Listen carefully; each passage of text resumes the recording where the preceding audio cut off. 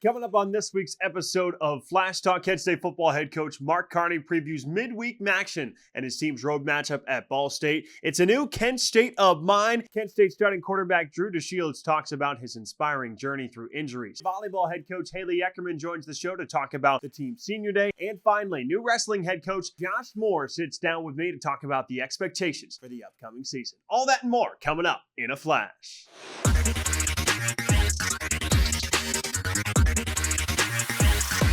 Joined by the 24th head coach in the history of Kent State football, Mark Carney. Coach, first off, congratulations. No longer that interim tag heading into midweek action going up against Ball State. How good does it feel knowing that you can go to work, no interim tag, you're the guy? Yeah, pretty cool. This is really the first time in my career I've signed any kind of contract like this to, hopefully keep me at one place for a long time. I'm thrilled. I'm excited. But this was not the mission that we set out to accomplish. There's very much still work to be done, and we're excited to get to it. You haven't won a road game yet. What do you have to do to try and prepare your team to get out to a quick start? I think there's a mentality, right, that has to flip. I think, whenever you go on the road to someone else's place, you've got to put your mind on some ill intentions, be banded together that, adversity is going to happen in someone else's spot, right? You know that's going to take place. So how do you respond to it when it hits you, and how close can you stay together? Bowling Green was a very run-heavy team in that matchup. Ball State is a very run-heavy team, specifically quarterback run. Yeah. Do you think playing that type of game possibly could help you? I think it's a little bit different. They are a big Q run team. Their quarterback, Kyle Kelly, is a dynamic playmaker. He's been there a while. You got to know from a down and distance and a formation and a personnel perspective on what are the types of runs that could hit you. And I think as long as we're dialed into those details, I think we'll be okay. How much does it help health-wise that you get a little bit of a mini bye going into these final four games? Any extra time is always a blessing. How you use it, how to utilize that this late in the season is critical.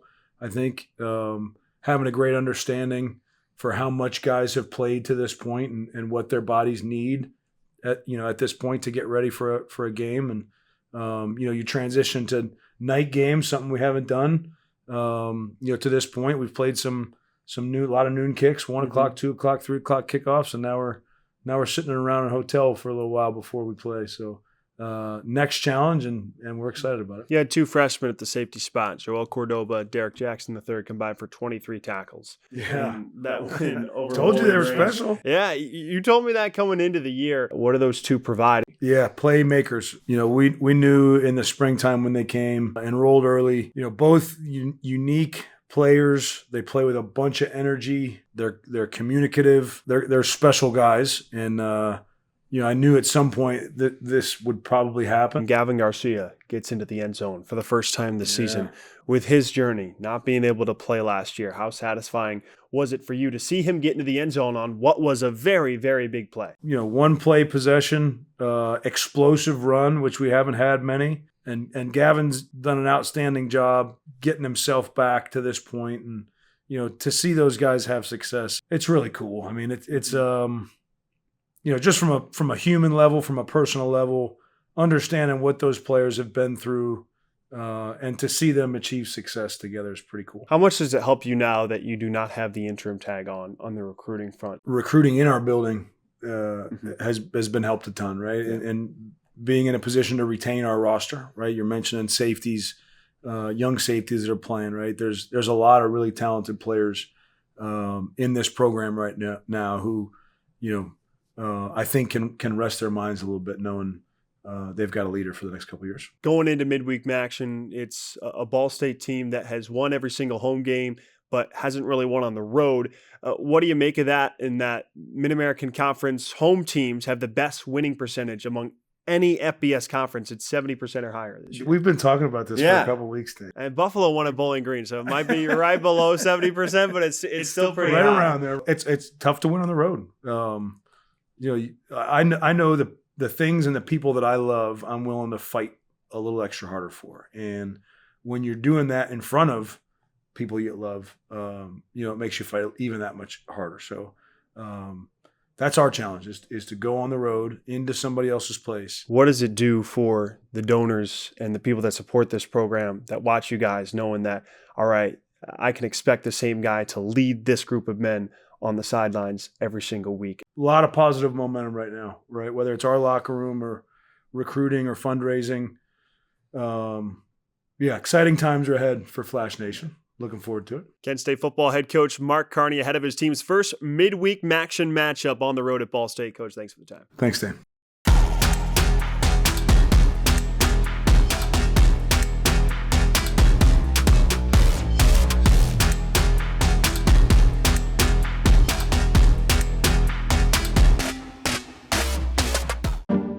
Today, the world could use a little more understanding.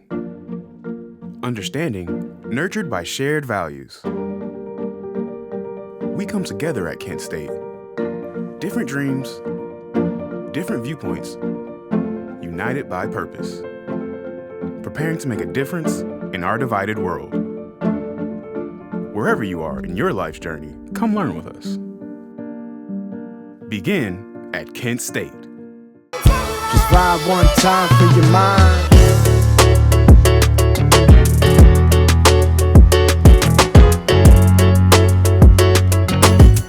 Just ride one time for your mind. Joined here on this Kent State of Mind series by Kent State starting quarterback Dru Deshields. Dru, appreciate you sitting down with me. West Branch High School, it's where you went to school, around 45 minutes away.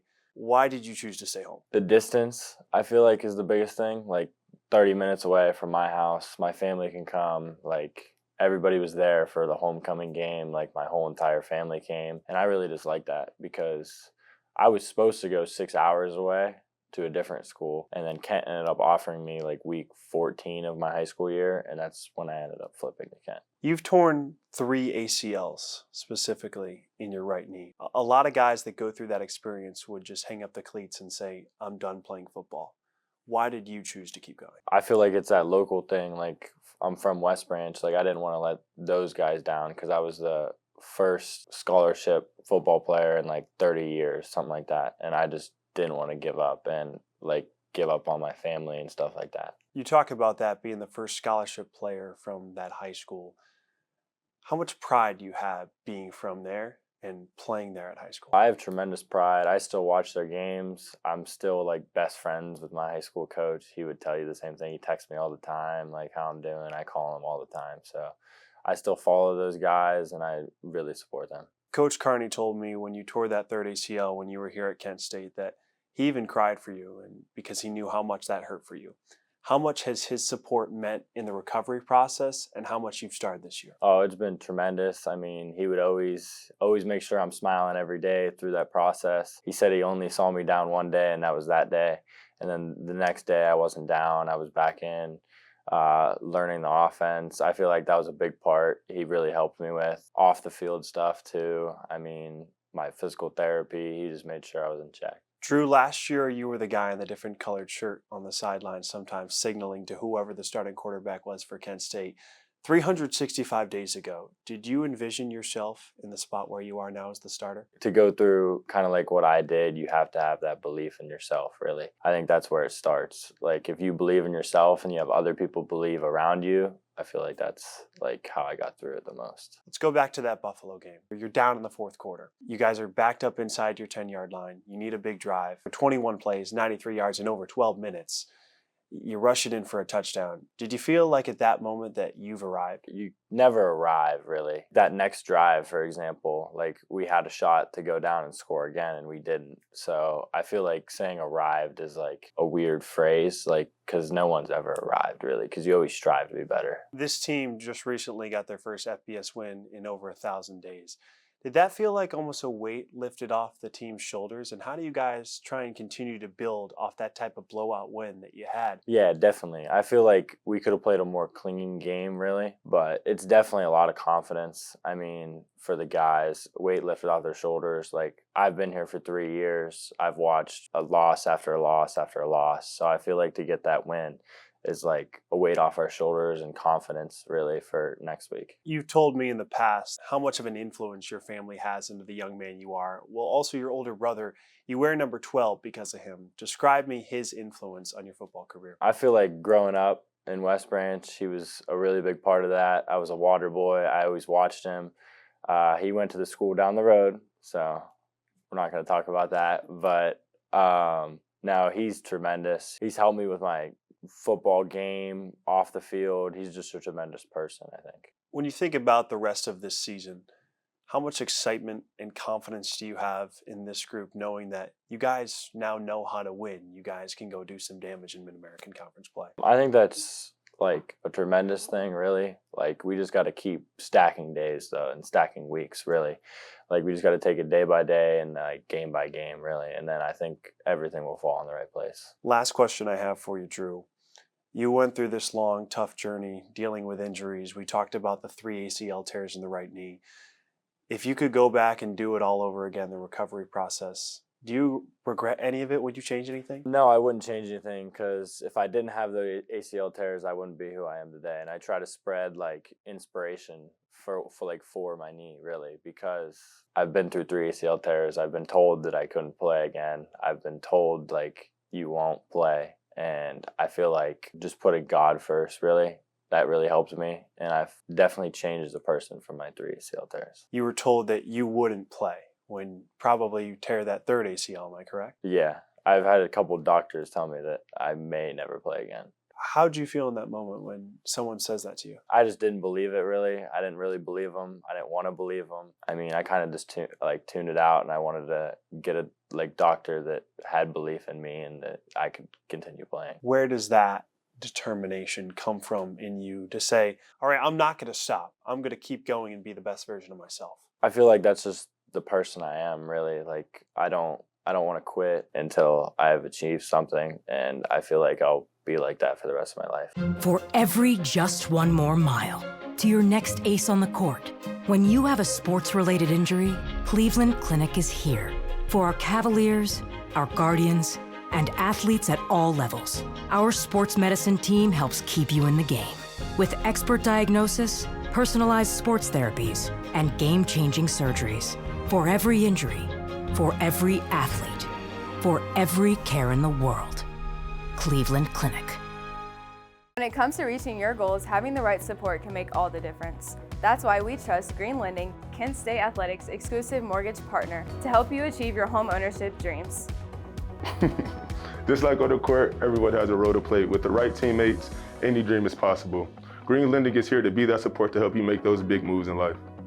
Visit greenlending.com and let Green Lending help turn your dreams into reality. Green Lending, helping Golden Flashes achieve their biggest dreams on and off the court. Joined on FlashTalk by Kent State Volleyball head coach Haley Eckerman. Coach, coming up on the final 2 home games for Kent State Volleyball, 3 seniors. I'll touch on the biggest one, Mackenzie McGuire, top 6 in program history in kills.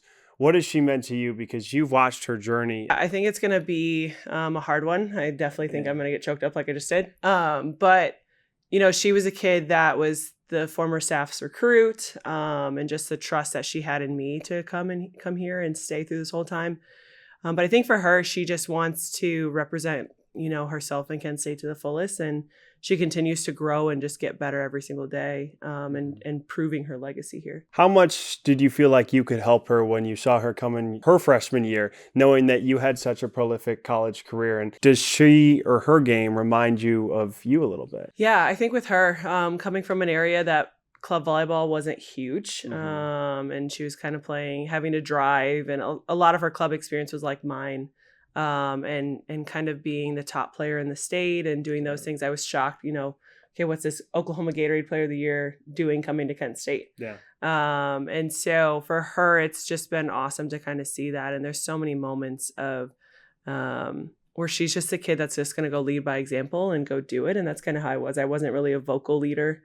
I just felt like, okay, if I go do my job, then everybody's going to follow. And that's kind of how she is. And then this year she really picked up on the vocal leadership as well. Greta Bolognini, another one of your seniors, she's only in her second year at Kent State, but we're starting to see with your roster, you're starting to go more the junior college route and picking up some of those recruits from winning junior college programs. So tell me the standard and input that she's provided. With Greta, she's so hard on herself and she wants to be so perfect. And it shows in moments where, you know, she's having kind of an off game because of that. And I think with her experience though from the JUCO level, it helped in those moments, you know, with her and Christina and Liliana and Mercedes on kind of how to lock in.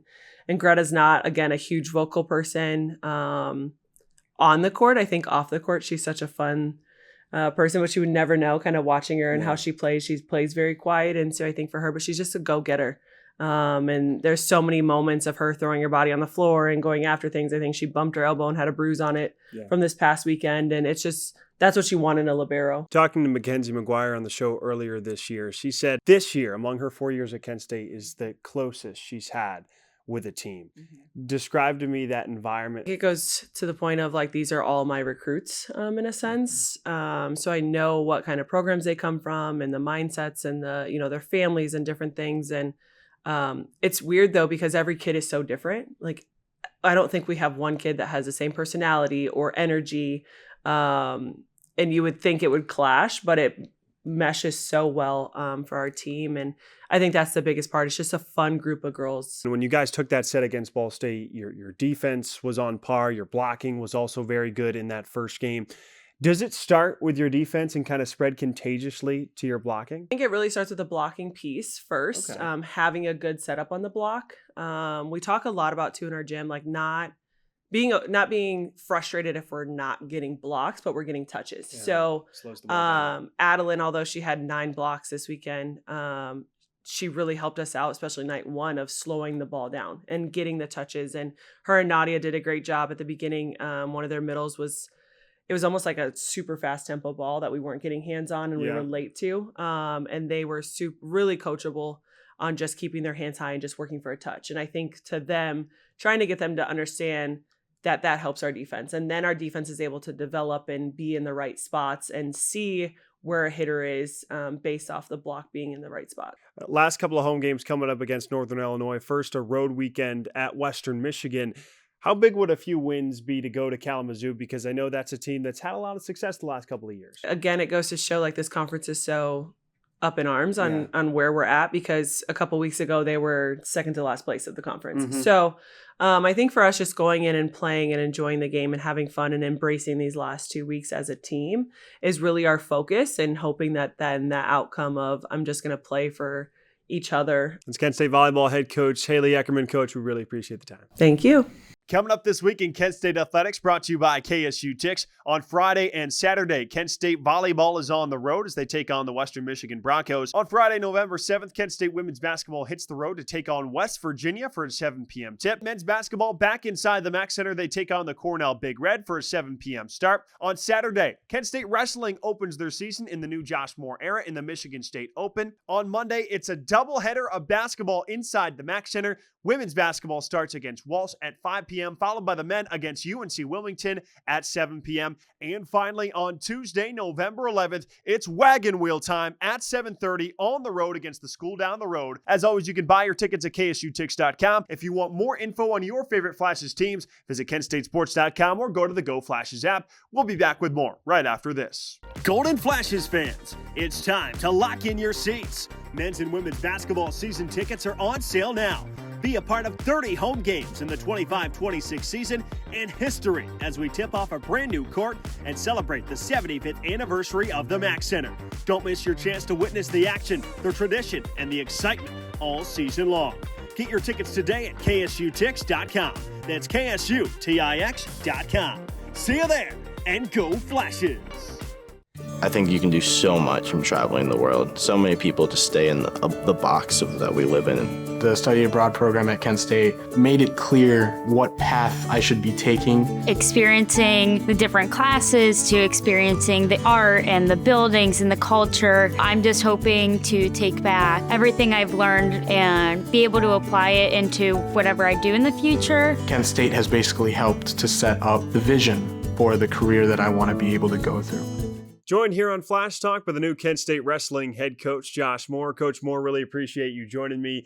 It's a lot of excitement around your program going into this year. You've really coined the phrase, the golden era. So take me through what your vision is for Kent State Wrestling. Yeah, I mean, the golden era just sounded right, coming into a new era, and what better than the golden era. So as a coach, you know, my vision is plain and simple: give these guys a really good experience, build a family-like atmosphere, and then extend into the community and really get local programs, local clubs, coaches, fans, anybody that's loves the sport of wrestling, anybody that's wrestled, anybody that just wants to be a part of something that's exciting, that has a great atmosphere filled with really good local kids, can be part of the golden era. You mentioned getting out to high schools, recruiting in Northeast Ohio. How cool is it and how important is it that you guys kind of control that Northeast Ohio recruiting area? It's crucial. You know, if you look at the demographics in this Northeast Ohio and how great wrestling is, it's just makes a whole lot of sense for us to attack our backyard and get those kids included within our program, but then hopefully, you know, get them to come here afterwards and be part of what we're doing. And we understand it takes time, but we truly believe that with our coaching staff, with our resources here at Kent, our connections, our relationships, that we can really make this a really special place, and really a place that everybody feels like they can be a part of it. How easy did it make the transition for you coming from Cleveland State to Kent State, knowing that one, you had already been here, and two, you get a handful of guys you get to coach again that were also at Cleveland State? It's been really just extremely special. Yeah, I really enjoyed my 11 years. I always say 10, but 11 years here, and just the relationships that I built with my former wrestlers, with a lot of people on campus. Really, there's still a handful of individuals that work in the athletic department and over in sports management and on campus. So just kind of a homecoming for me, and really just an opportunity for me to build onto my resume that was here before as an assistant coach and have a bigger impact as the head coach.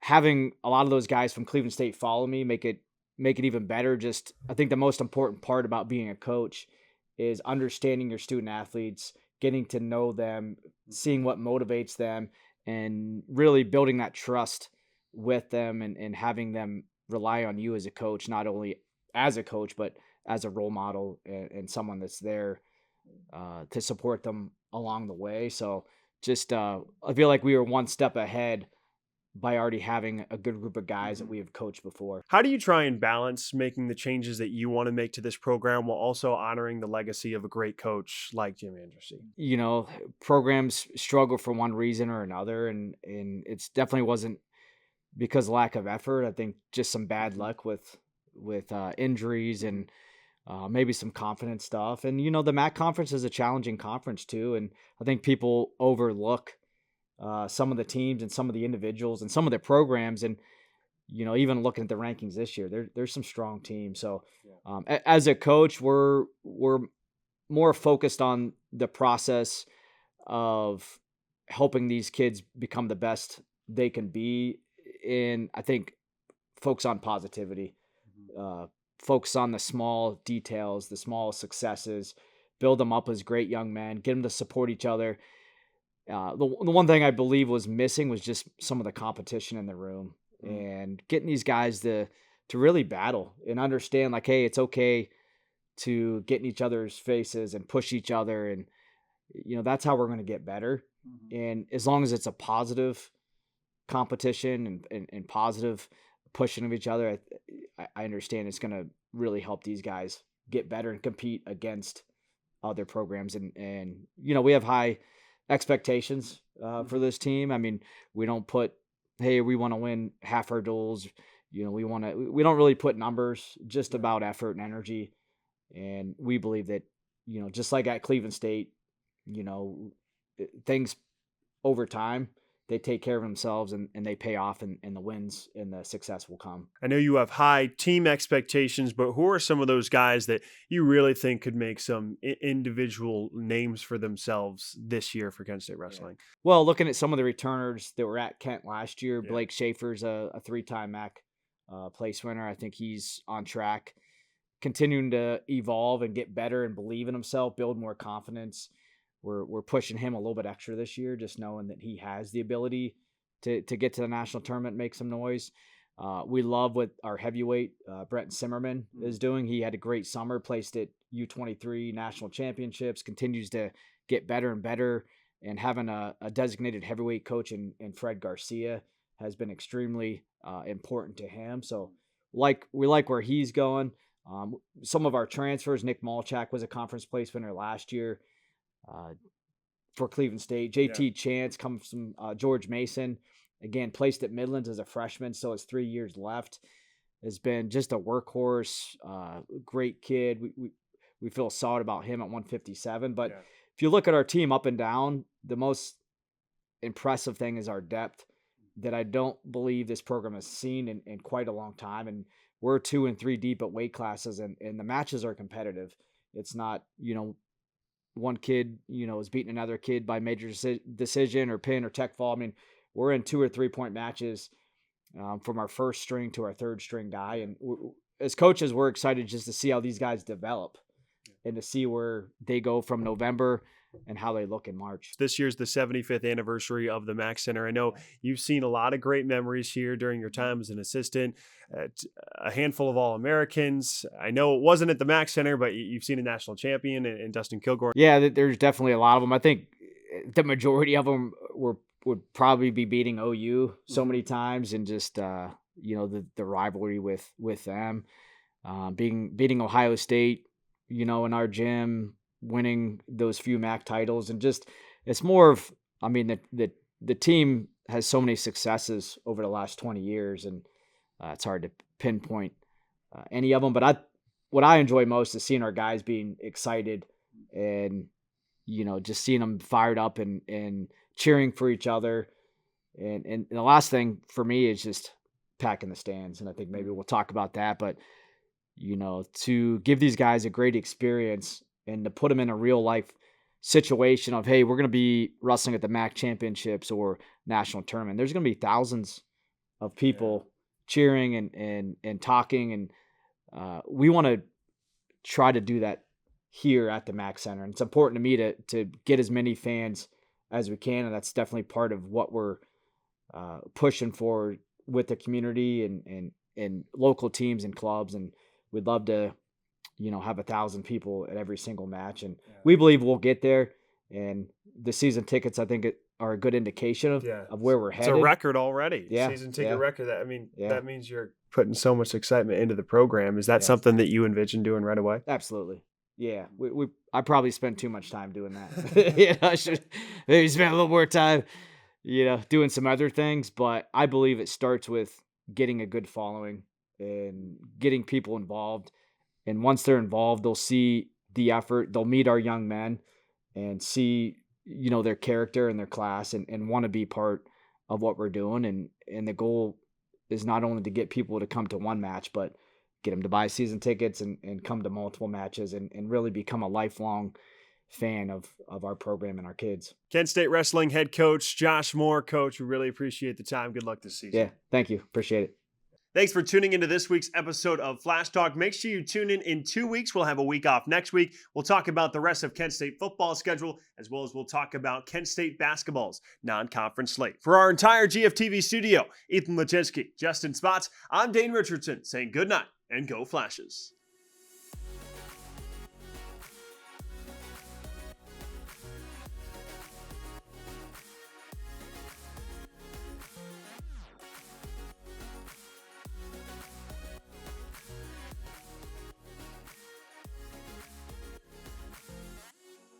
Looking to revamp your home? Let Fair Painters, owned by Kent State football legend Brian Winters, tackle the job. From flawless interior painting to precise drywall repair and stunning cabinet refinishing, we've got you covered. Our local team in Streetsboro ensures top quality craftsmanship, fast service, and a 10% discount for veterans. Make your home look its best with the pros you can trust. Visit fairpainters.com or call 888-602-3247 for your free estimate today. Fair Painters, where fair meets quality.